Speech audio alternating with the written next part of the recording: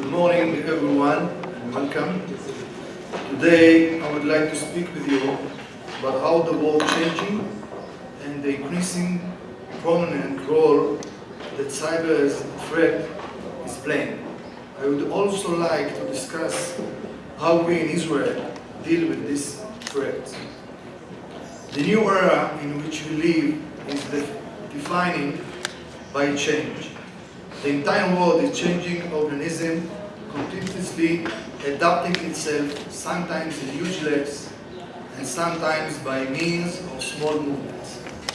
These developments had led to renew definition how the world looks and behaves.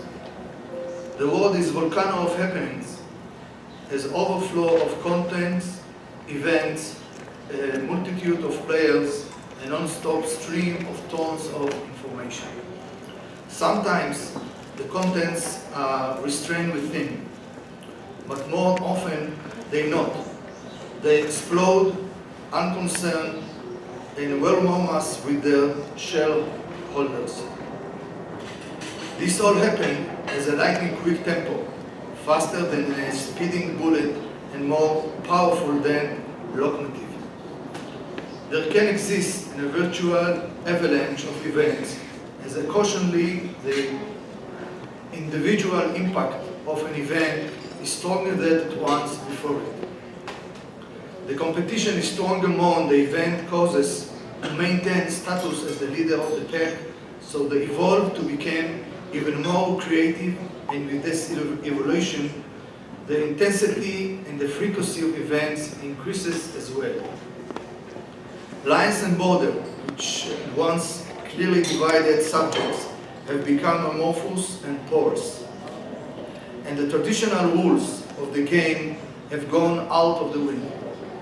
This, together with a massive deregulation, has caused political, physical, and ideological boundaries and become blurred, creating realities, alliances, and events which were promisely unheard of. As a result, everything is interconnected, and each subject affects the others. Economy, media, religious, and politics have all become mixed up into one large ecosystem of multiple interaction and influences.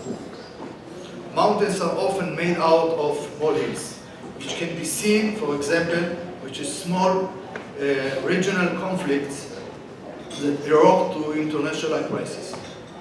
The final aspect of the new era is the weakening of traditional state frameworks as the holders of the power.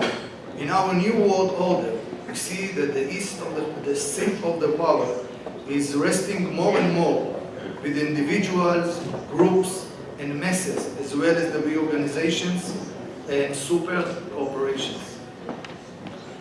This extreme change in the way the world works have led to extremely volatile threat ecosystem in which international terrorism and worldwide criminal activity in the cyber sphere are taking center stage on the global threat ecosystem. In parallel with dynamically increasing cyber dependency, cybernetic threats are one of the most significant threats we face. With criminals and terrorists generally increasing their ability to obtain and use information, technologies, intelligence, and operational tools, it then becomes more difficult to thwart and disrupt their actions. They can access almost anything while working remotely. They maintain low signatures and take on multiple profiles. They operated under false flags, or they operated anonymously. And most importantly, cyber tools, the opposite of physical weapon, can be used and reused almost independently and without borders. All of these factors generally to increase the challenge that we face in the cyber sphere. Indeed, in 2017, cyber terrorists, criminals, and activists to create out multiple attacks. For example, the Pattaya cyber attacks, which shut down over 12,000 machines in more than 60 countries. Due to the attacks and other, according to Forbes magazine, in 2017, the global economy recorded losses of over $400 billion due to cyber attacks, and that just could be measures in dollars. In our day and age, many times we have identified that cybercrime and cyberterrorism are closely connected. While the end game may time by different, the methods used to achieve it are oftentimes the same.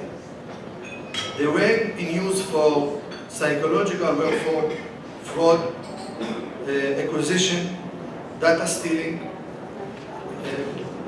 fundraising, recruitment, networking, information sharing, publicity and propaganda, planning and coordination, critical network penetration, and penetration of encrypted communication networks. The tool they use, mainly ransomware, malware, Trojan horses, phishing, DDoS, and others, are all dual-use weapons and must be threat as such. In today's always-on economy, we will succeed or fail accordingly to our ability to protect our critical infrastructure.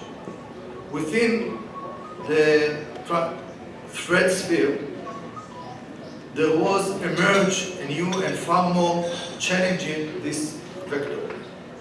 As we move toward the world governed by IoT, Internet of Things, our vulnerability increasingly lies in the convergence between the physical and virtual, again bridged by IoT.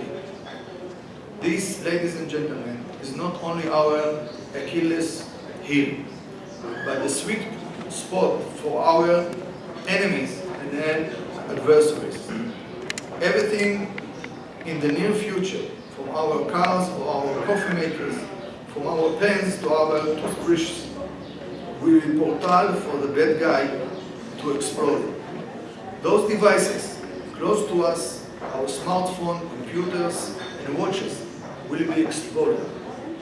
Together with the lead of comfort of IoT provide us, it is also a convenient attacks vector to gain access to our privacy and most sensitive assets.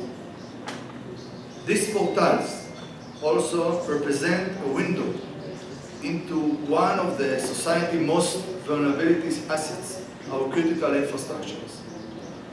For everyone, critical infrastructure is different. For individuals, it's their home computer. For a government, it's their nuclear power plants.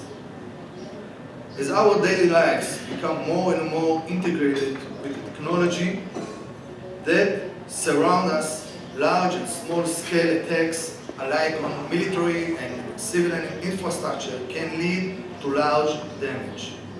Take a SCADA, for example, which controls large parts of our day-to-day routine. This is a prime spot for a rogue actor to commit an act of disruption or alteration.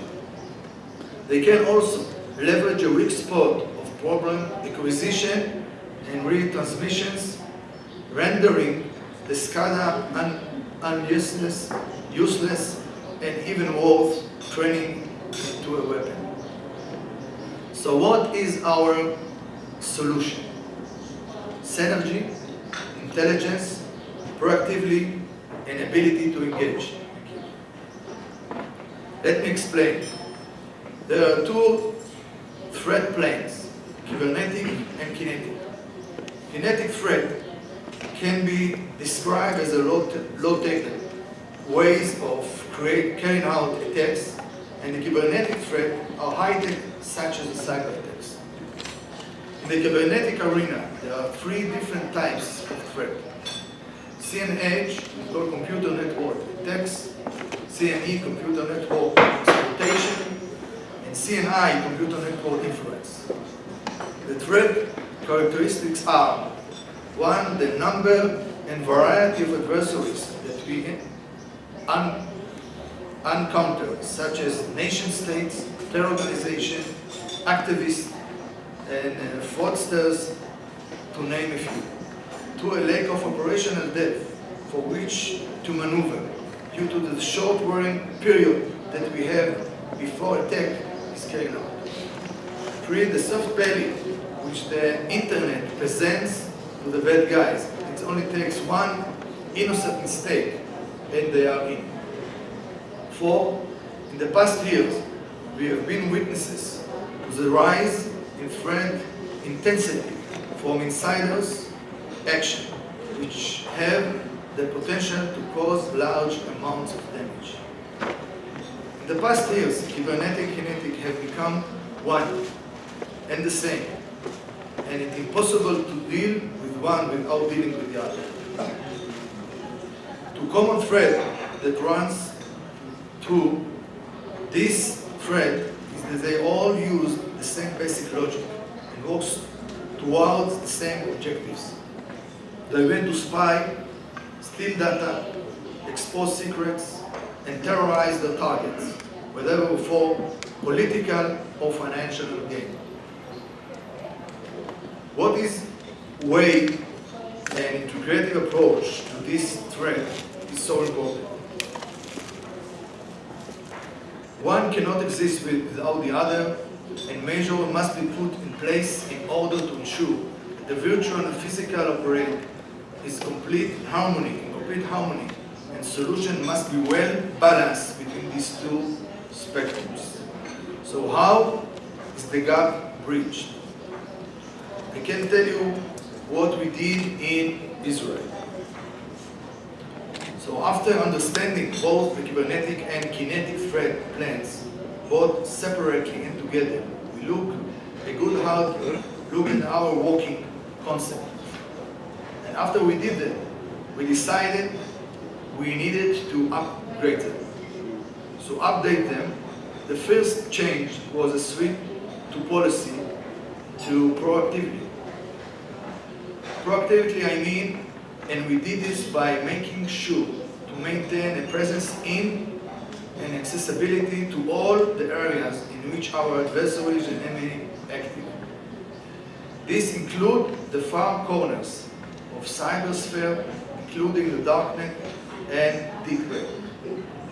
When I say this, I mean for purpose of both intelligence gathering as well as action. Following that, we decentralize our operation intelligence capabilities and authorize to sub-districts and department for tactical authority and left the strategic part in our headquarters. However, we maintain full transparency between the different disciplines and each other, as well as the headquarters and the sub-districts, creating a fully synergy and integrate intelligence cycle. This causes full intelligence integration of all our capabilities as an integral part of the organizational DNA. Following this, we upgraded our intelligence capability to include real-time collection and analysis together with the development of integrated command and control centers, SOC, to provide effective decision-making capabilities 24/7, 365. Including in this cyber defense SOC are representatives from all the relevant stakeholders of the intelligence community of Israel, establishment, operating under the umbrella, all of them operating under the umbrella of the authority of the Shin Bet organization. This cyber operations center has decision-making authority as well as a wide arsenal of tools in order to carry out operations against any identified cyber threat. On the operational front, we change things up to maximize flexibility and readiness, which allow for ability to close the cycle of operational intelligence and quick response on the field, in the field. Technologically, we develop new collection tools and advanced information system to effectively utilize the potential of big data, including data mining and data extraction tools, to create early warning in behavioral patterns.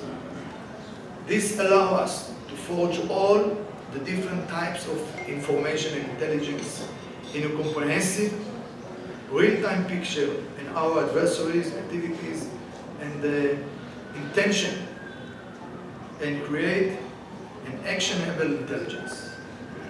I would like to take a minute to discuss cyber intelligence and emphasize the general role which it plays in this ecosystem. Cyber intelligence is the ability to effectively collect, process, analyze, use, and store information. Collections happen in various areas such as open sources, closed web, and electronic collections.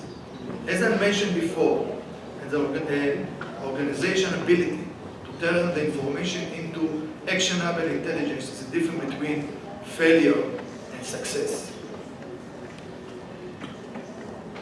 Intimate knowledge of the enemy or adversary action will maintain secrecy and critical to successful cyber intelligence. We understood that good intelligence is the key to create, disrupt, and restore to use the entire intelligence arsenal to maintain cyber security. We rely externally on signal intelligence, human intelligence, data mining, and even boots on the ground. In the form to tactical information, tactical operation in order to fight the cyber war on the intelligence battlefield. Last but not least, we form a unique integrative approach to this dimension by unifying both of defensive and offensive cyber commanders under the authority of one commander in one commander center. As I mentioned before, this commander controls the cyber defense and offense for the entire sector. This last step is especially important because if there is any weak spot in the synergy, the attackers will be sure to exploit it. So we must have the authority to take the actionable intelligence which we have achieved and wisely apply it to mitigate the threat. So to summarize the key points: intelligence, proactivity, tactical, decentralized, flexibility and variety of access to tools and technology, appropriate manpower who have knowledge, know-how, and experience, and last, integration. The synergetic approach is almost universally applicable and can be effectively adapted to most other systems, taking into account, of course, the necessary modifications due to the variety of local characteristics. In conclusion, I would like to say that the cyber threat are not any act of God or a phenomenon in which rogue computers commit acts of cyber welfare and crimes. These are real threats posed by real human beings, and the way to stop them is to uncover the human factor behind the attacks. This can only be done by creating a truly synergetic defense, a perfect harmony between the human and technological assets is at our disposal. This goal will require a long-term investment, and real willpower is truly achievable. Thank you.